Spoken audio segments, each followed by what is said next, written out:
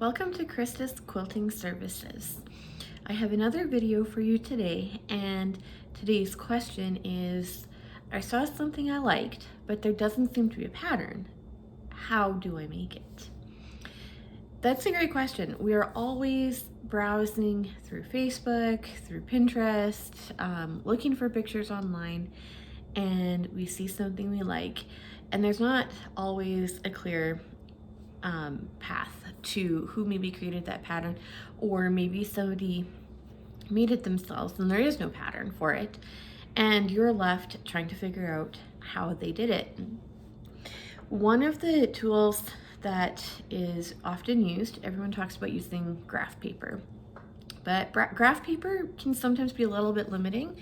It's just your squares, then you have to add your angles if there's like half square triangles on there, and then you're counting things. Sometimes it can be really hard to know just where your block kind of begins and ends with all of those pieces that you might have.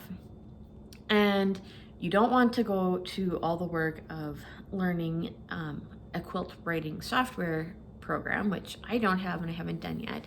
And the way that I do everything is I use Quilt Paper, an app on my iPad to create a graph paper that is specific to the thing that I'm trying to create.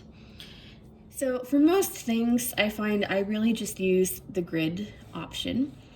And these particular grids, you can create and you can just print, or you can go into the paint section and start filling in what you would like to do.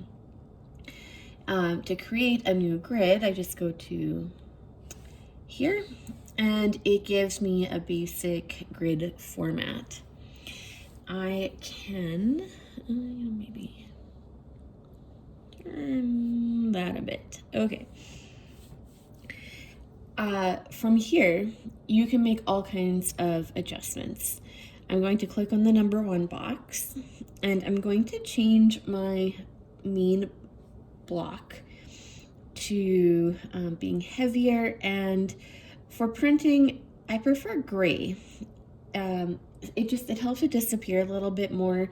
It's enough that I can see it when I go to color it, but I don't always want it to be very dark. I might be writing in other directions to help sort out measurements at the end on other parts of the page. You can select the thickness of the lines, and I'm going to keep everything fairly dark just so it shows up better on the video for you. Then with your plus and minus buttons, you can adjust the size of your grid here. You can add secondary grids, and in order to access this, these are all kind of blacked out, you need to select a color first. And I'm going to make my secondary grid still the gray, and you can change how many blocks you want within each of your main squares.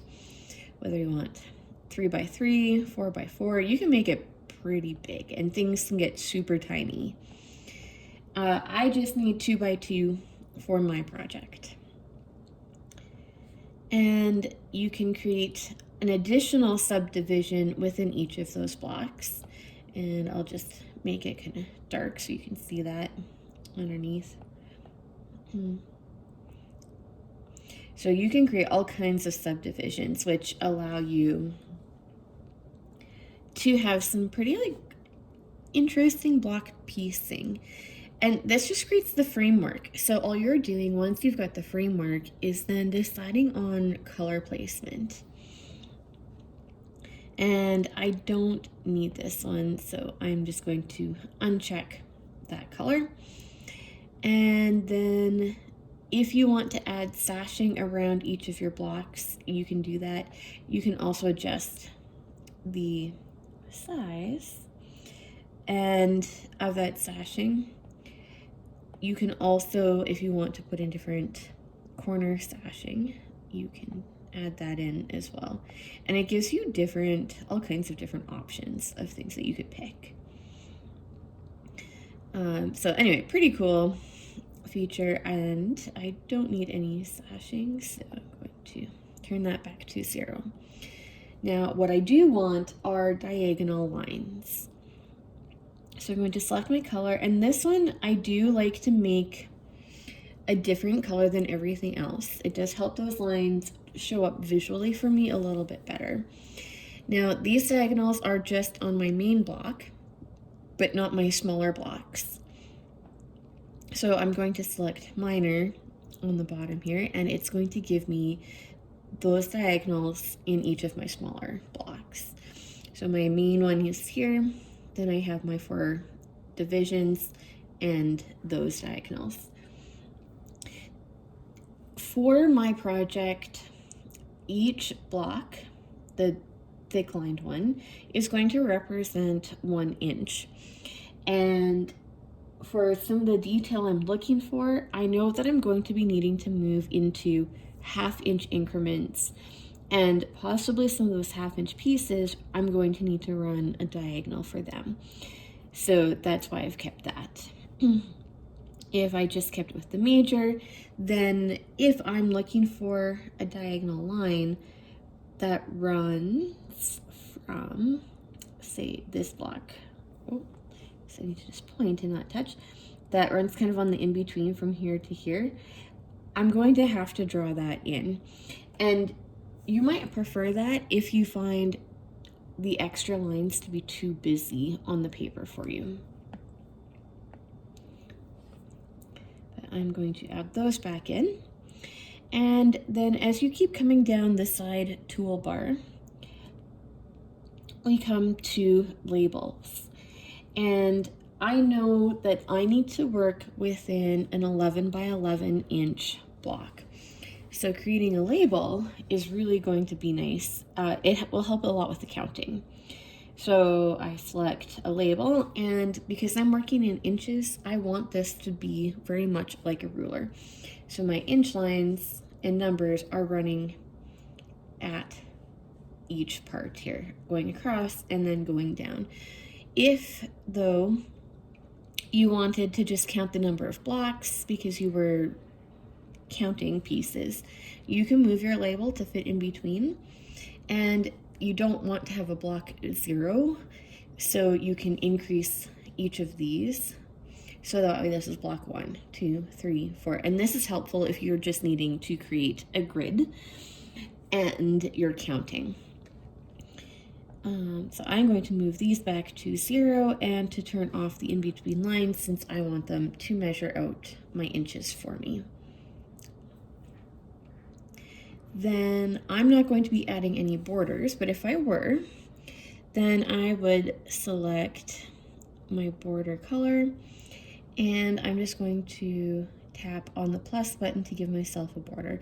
These numbers are going to tell you, they're just how it's going to print off. It's going to show up as a 1/4 inch space on your paper, on your printout.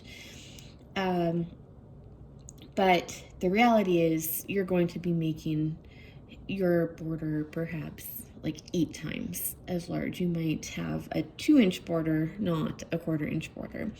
But you're just looking to graph a representation, and then you're going to fill in later exactly how big you need to cut everything.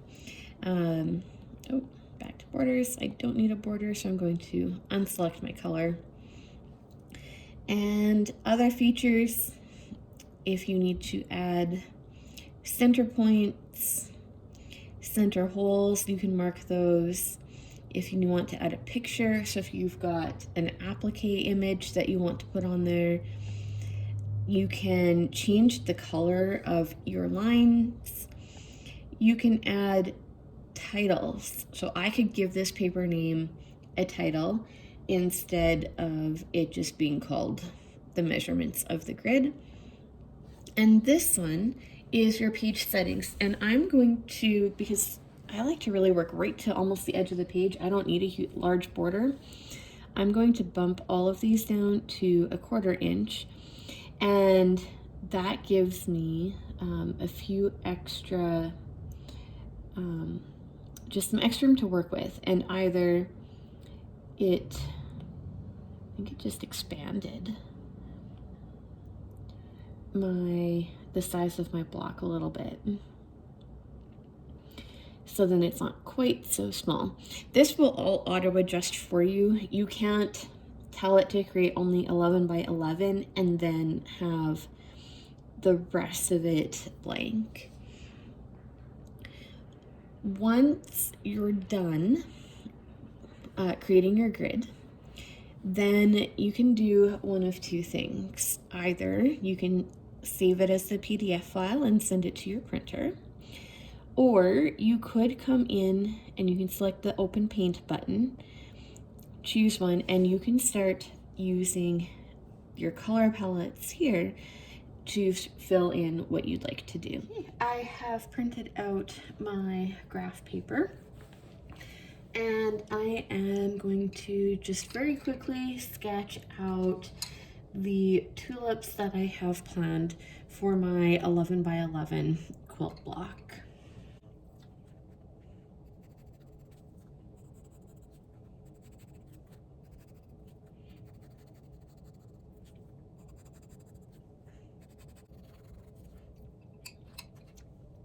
Now that I have these sketched out, it's time to start breaking everything down into measurements.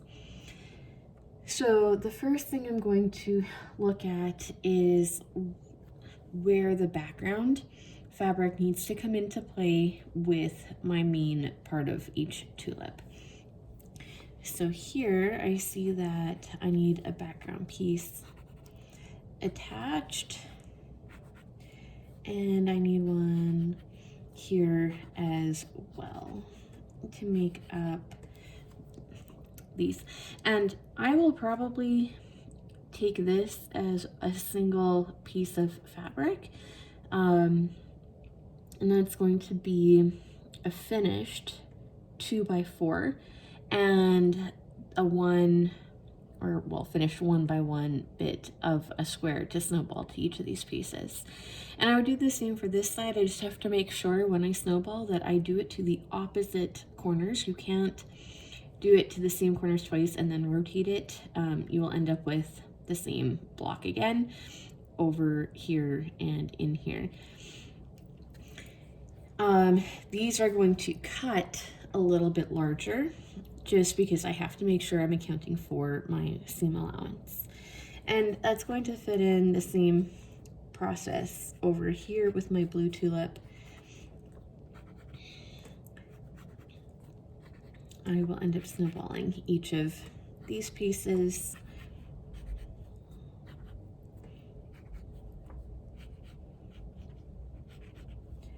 Okay. So the next thing that I can do just to help break down each block and what needs to happen is I can redraw it on a smaller scale underneath here. And I'm going to put in cutting measurements and how many I need of everything. So I'm just going to draw them about half size. So instead of it covering 2 full blocks, I just needed to cover one of these. And bring it in here, bring that in there. So now I just have a scaled down replica.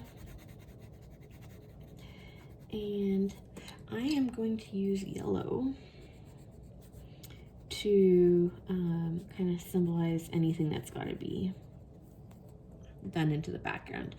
So to create this, and maybe pencil off so it's easier for me to see. So when I'm adding in a seam allowance, for every seam that you have, you need to add in 1/4 inch. So my main piece here, I'm going to have seams on both sides of it. So my purple block and blue blocks, I need to cut these to 2.5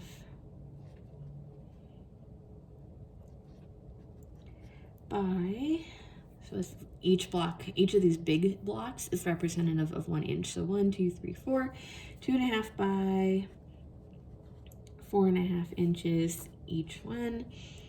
And I will need a total of 4. 1, 2, 3, 4. I'm just going to write pieces from my colors I already know I just need 2 of each, and I want to keep this part fairly brief. This is still a rough sketch, and it's not a complete pattern. And then my snowball corners, because I'm only dealing with a 1/4 inch one seam allowance here, these are going to be 1 1/4 by 1 1/4 inch square of my background. And I'll just add that so you can see it. You want to be fairly detailed, like detailed enough when you're writing this out for yourself. So when you go back to start cutting things, you're not wondering, what was that 1 1/4 inch square for? And I'm going to count the number of pieces I need, and sometimes, and this is where I find it helpful to make sure I've penciled out each one in here. So I can count 1, 2, 3, 4, 5, 6, 7, 8. So I need 8 of those pieces. And because it's background, I don't have to keep track of 2 of each, or in different colors.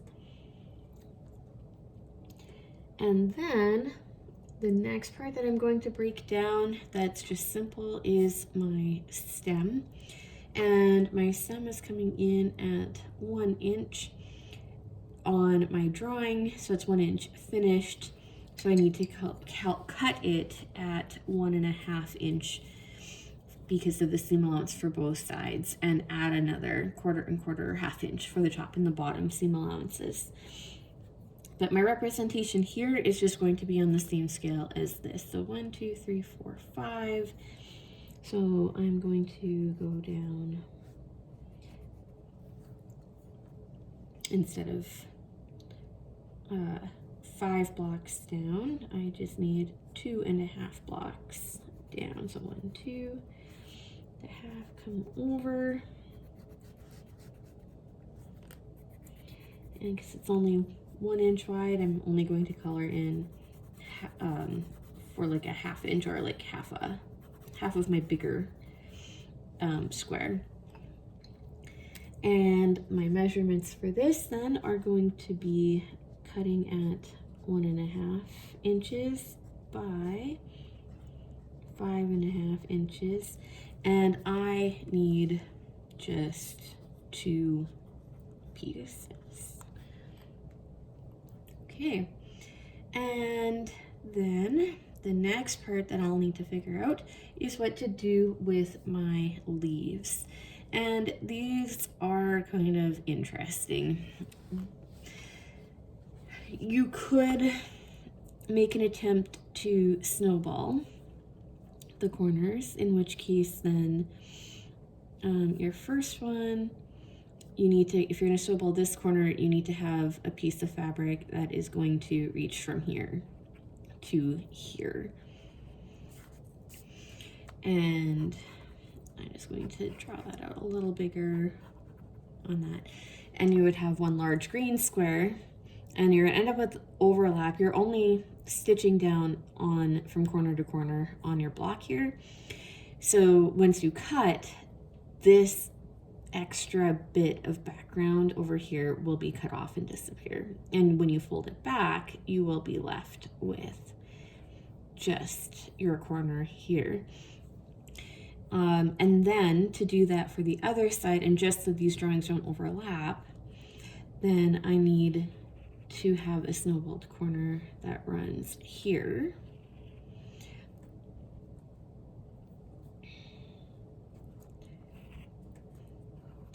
For the top part. So it's a fairly large snowballed piece compared to what else is going on, but if that works for your brain, that might be the easiest way to do it. Or if you're good, these are all 45-degree angles, and so you might choose then just to cut 45-degree angles, and that would also save on fabric, because then you're just sewing from corner to corner and matching those up instead. Either way, if you're going to do that, this block then is that think that is going to need to be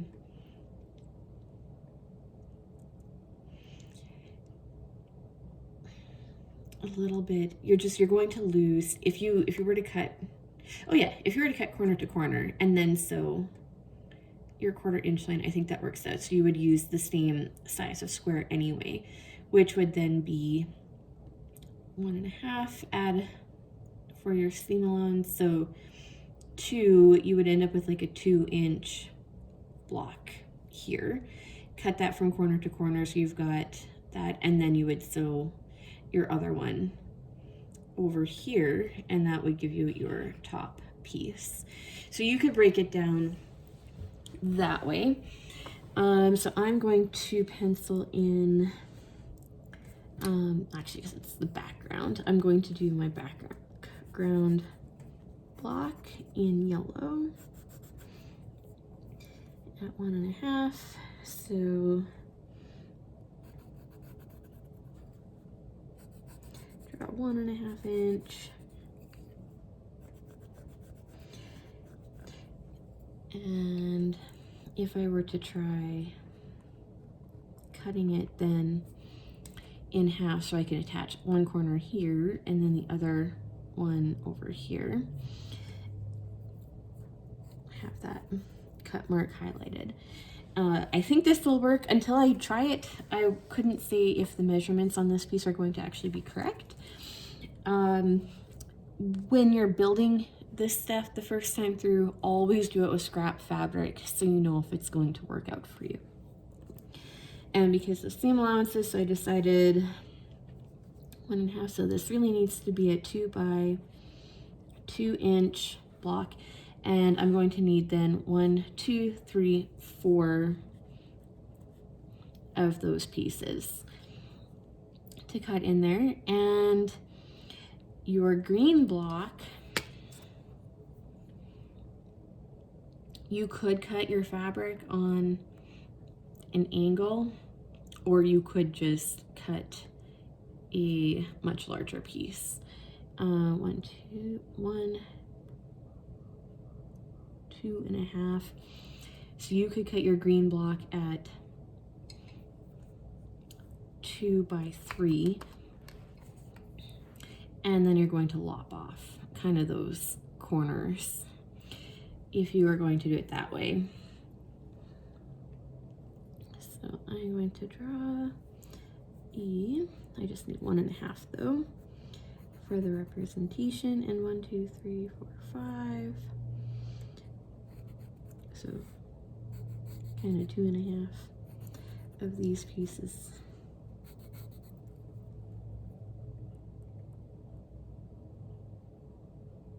Yeah. Here. Oh, I definitely went too far there. That should actually just, yep.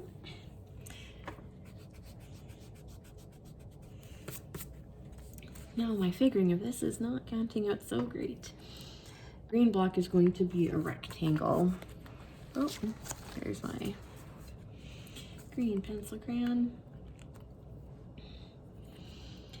And so because of my half size representation, it would be that. And just so you can see where these pieces would then be cut off, you would be sewing kind of a corner to corner thing going on sort of over here with that pencil line. So these would be cut off and then replaced with each of those yellow pieces. And I drew my yellow box quite a bit too big here too. So I'm going to just resize that so everything is in scale. 1.5, and then my cut line is going to come that way. And just so I'm not taking up all this extra space, I'm going to slide my green line up halfway across. There we go. Now these are, now those are to scale. So then that cut line kind of ends up running here and here, just for representation looks. Okay, so yeah, so this will be, I think that cuts to 2 by 2, and this will cut to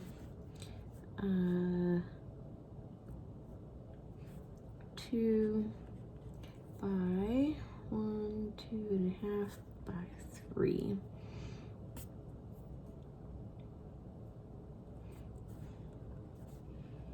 Inches for each of those pieces, and because of the leaf, I would need 1, 2, 3, 4 of those pieces as well.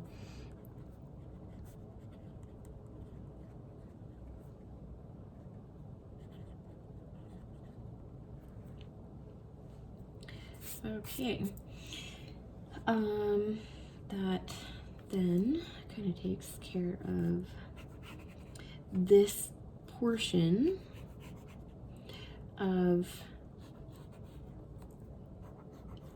the of the leaf.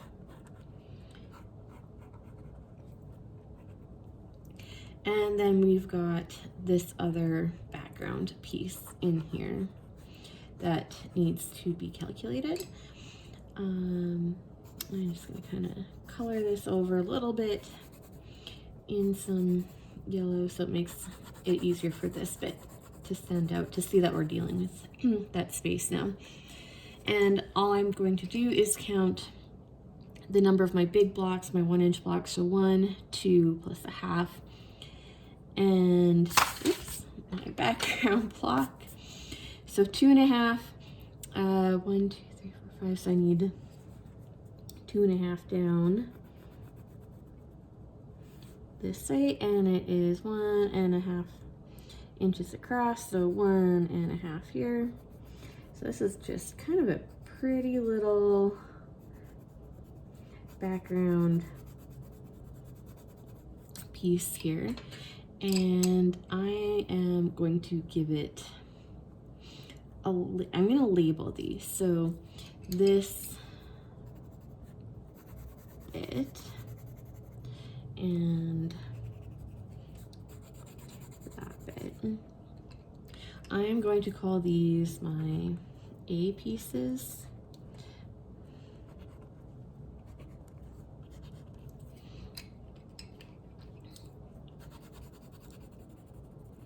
And I'm going to call this one my B piece, and I can put that in here just to keep everything straight.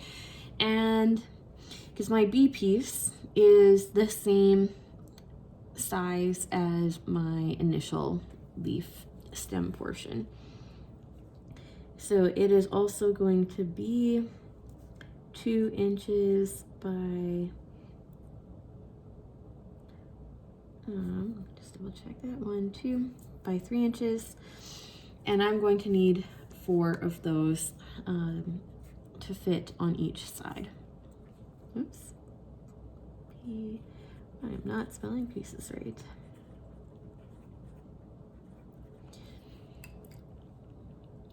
So then, now that I have each of these all figured out, when I go to assemble this, I'm going to make my tulip block all at once. I'm going to make the leaf blocks and make sure my B pieces are cut out. The B piece is going to get combined to here first, and label that as well. Make sure you can kind of see that.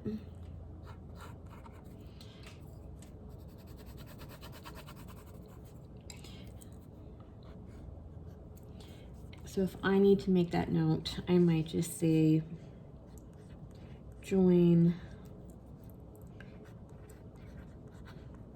leaf block to B background.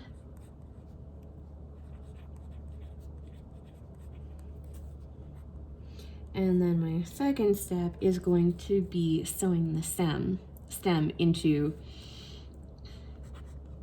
between the two pieces.